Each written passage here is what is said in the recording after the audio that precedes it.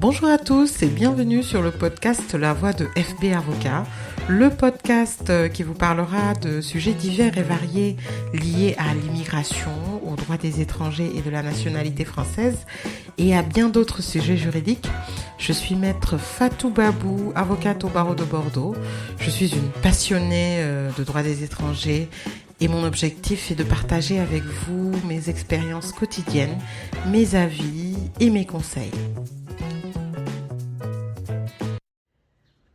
Dans un entretien avec le journal Le Monde, le ministre de l'Intérieur Gérald Darmanin et le ministre du Travail Olivier Dussopt ont révélé le contenu d'un projet de loi concernant l'immigration qui devrait être débattu début 2023 devant le Parlement.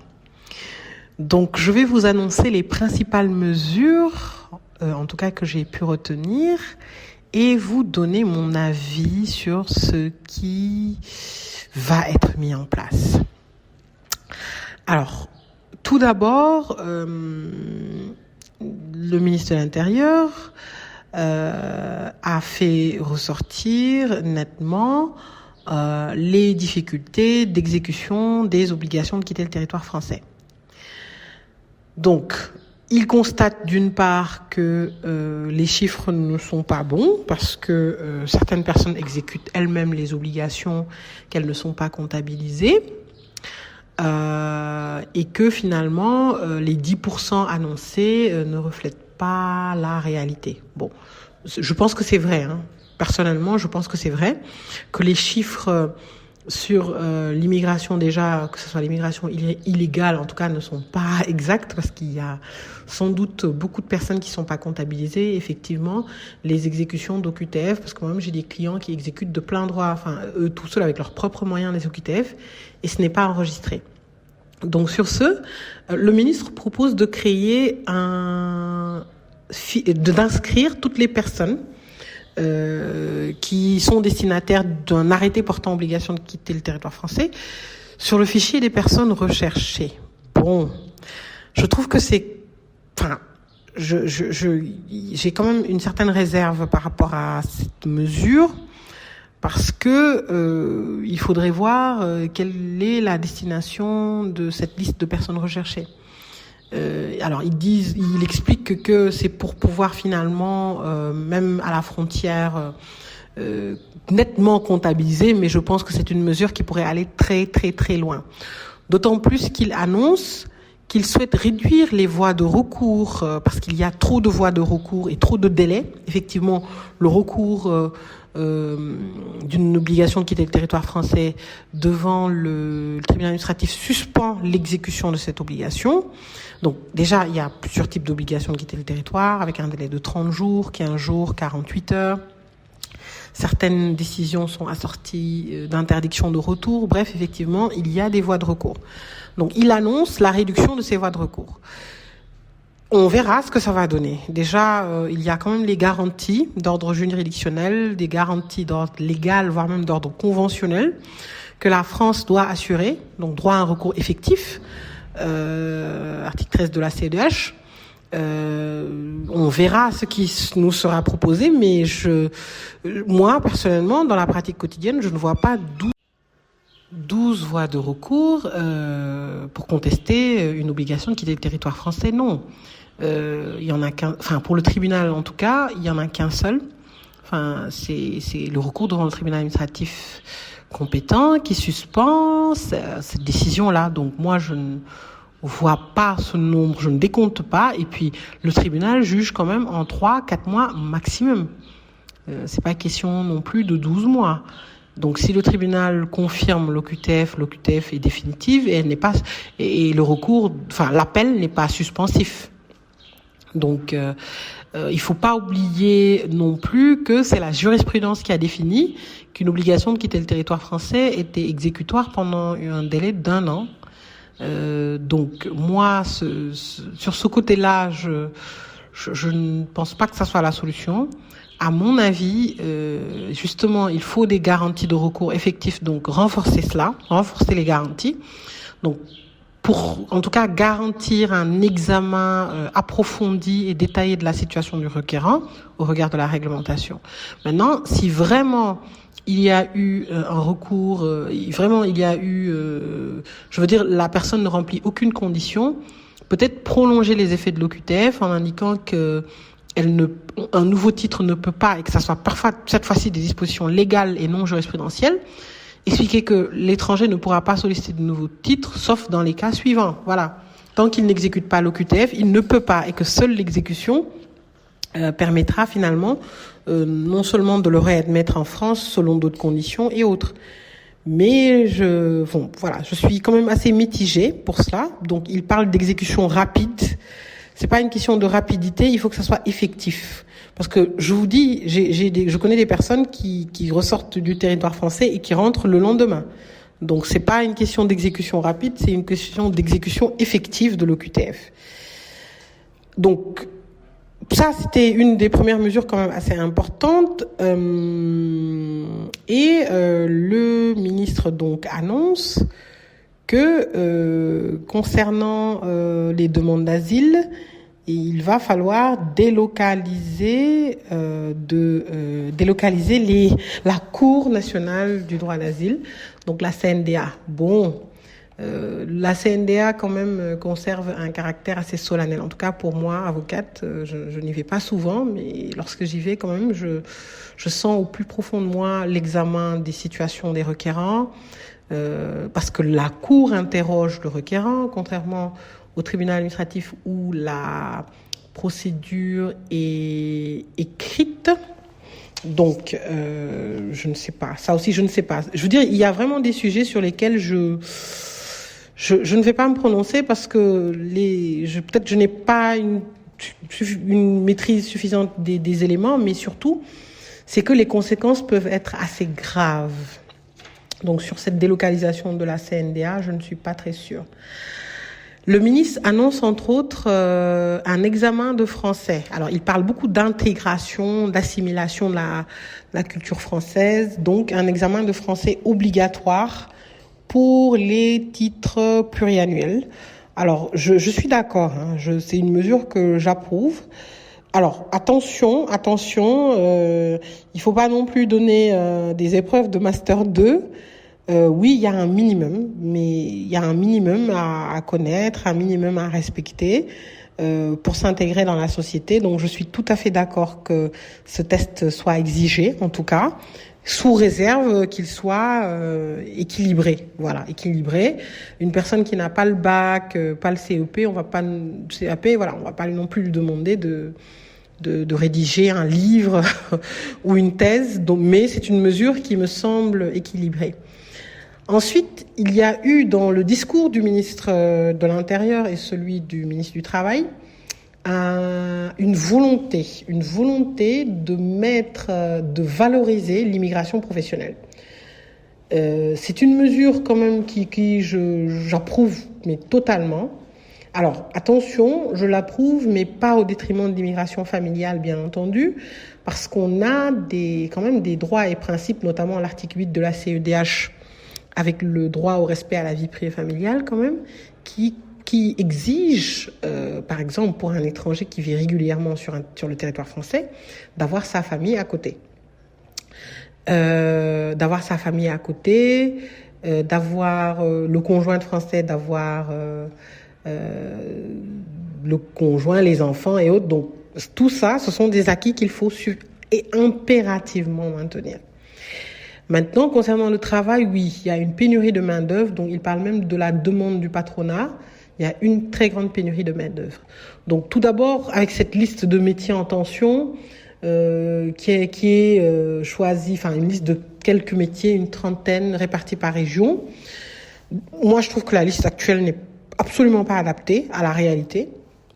D'ailleurs, selon les régions, parce qu'il y a des secteurs qui sont en forte tension, par exemple, la restauration, l'agriculture, et puis dans un même métier, par exemple pour un même code Rom, on va avoir tel métier qui est en tension, l'autre ne l'est pas, enfin ce n'est pas cohérent. Donc effectivement, ils l'ont compris et ils disent qu'ils vont réviser cette liste de métiers en tension. Je pense qu'il faut la réviser et qu'il faut l'élargir, pas la réduire, surtout pas.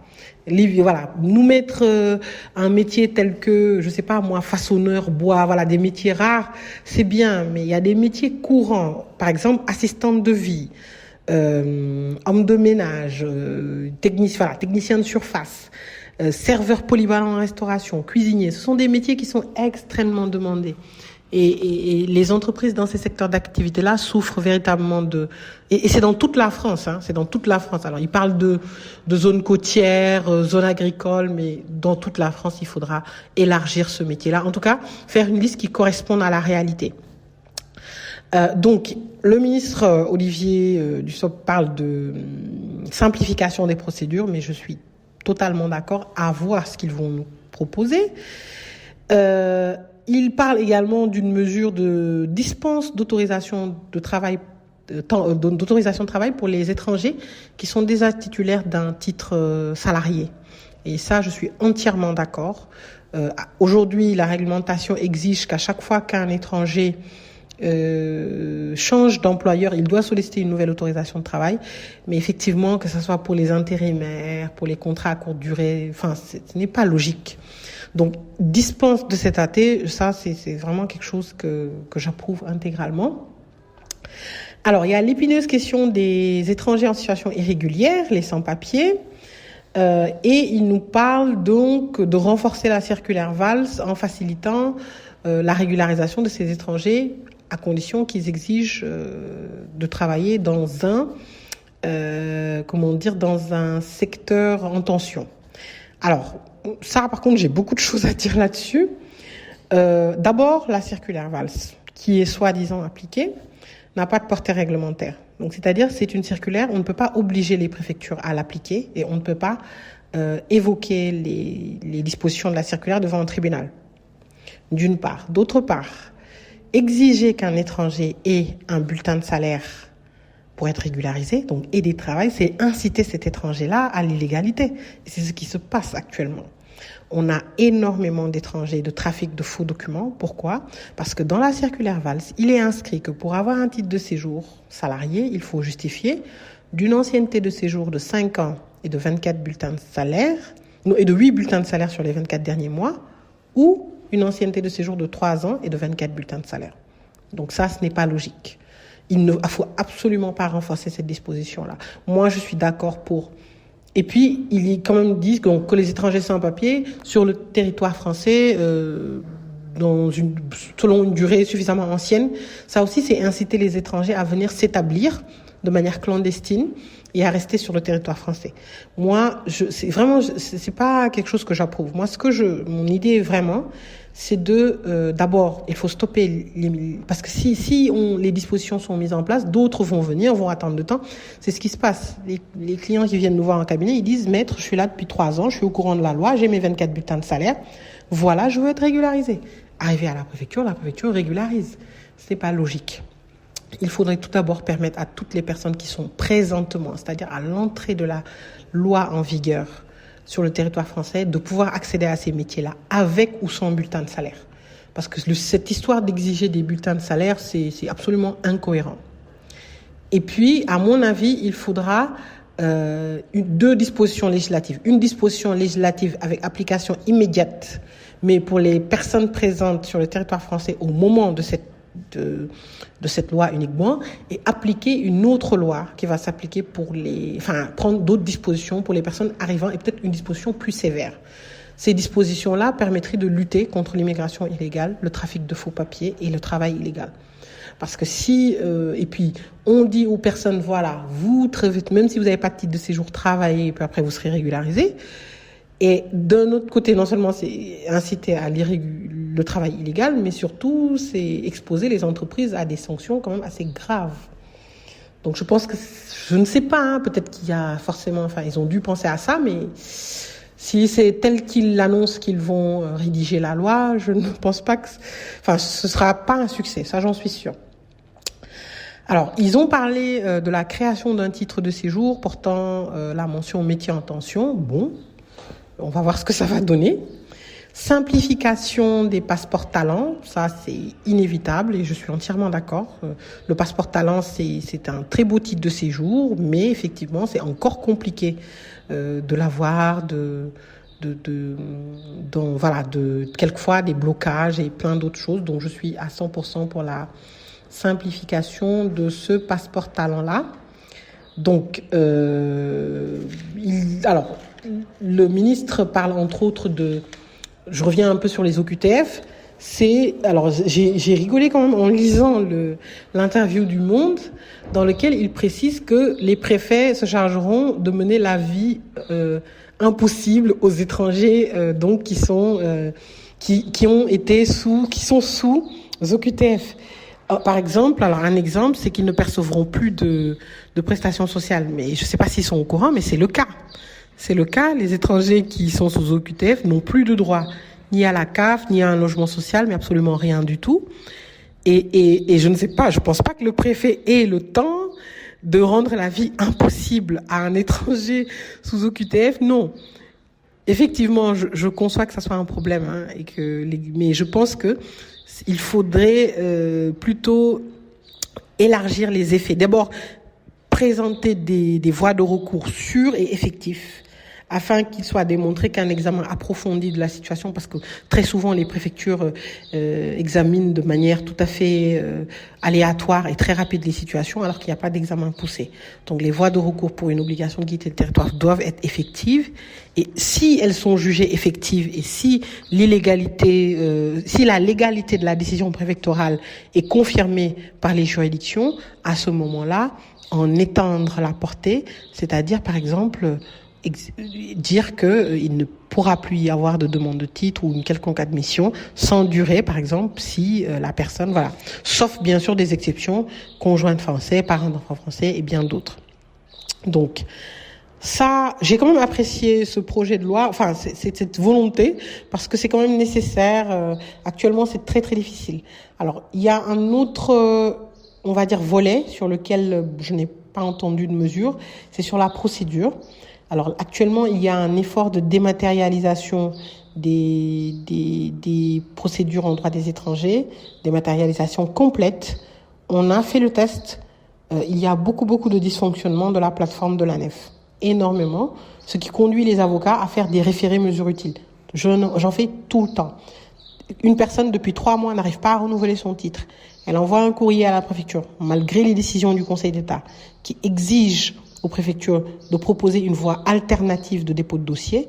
Il y a encore des préfectures qui renvoient le dossier et qui disent ANEF, alors que l'ANEF dysfonctionne et l'ANEF le reconnaît, parce qu'on envoie des mails à l'ANEF qui dit oui, on est désolé, ceci. Il y a des numéros d'étrangers qui ne sont pas reconnus. Voilà. Donc ça sont des questions à résoudre. Moi, je suis pour la dématérialisation parce qu'effectivement, ça va faciliter la procédure, renforcer la transparence et autres, mais à condition que le service fonctionne. D'autre part, à mon avis, il faudra harmoniser les démarches au sein des préfectures, parce qu'il y a trop de disparités. Les préfectures, telle préfecture de la Gironde reçoit de cette manière, par voie postale, ceci. Lot-et-Garonne, c'est sur rendez-vous, ceci. Charente, c'est différent. C'est pas possible que pour une même législation, on ait 10 000 procédures différentes. Il faudra harmoniser toutes les procédures. Bien sûr, la dématérialisation est une voie, mais même au niveau de la réception des dossiers, moi, je suis pour la voie postale, avec un accusé de réception et avec une plateforme en ligne sur laquelle l'étranger pourra suivre son dossier. Donc, j'attends avec impatience le projet de loi et puis la loi qui sera adoptée. Et puis l'application, parce qu'il y a le projet, la loi et l'application qu'on en fera, pour lequel nous, les avocats, sommes des acteurs assez importants.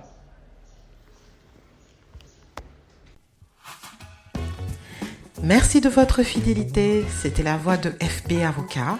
À très bientôt pour de nouveaux épisodes. En attendant, suivez-nous sur les réseaux sociaux Facebook, LinkedIn, Instagram /FB Avocat.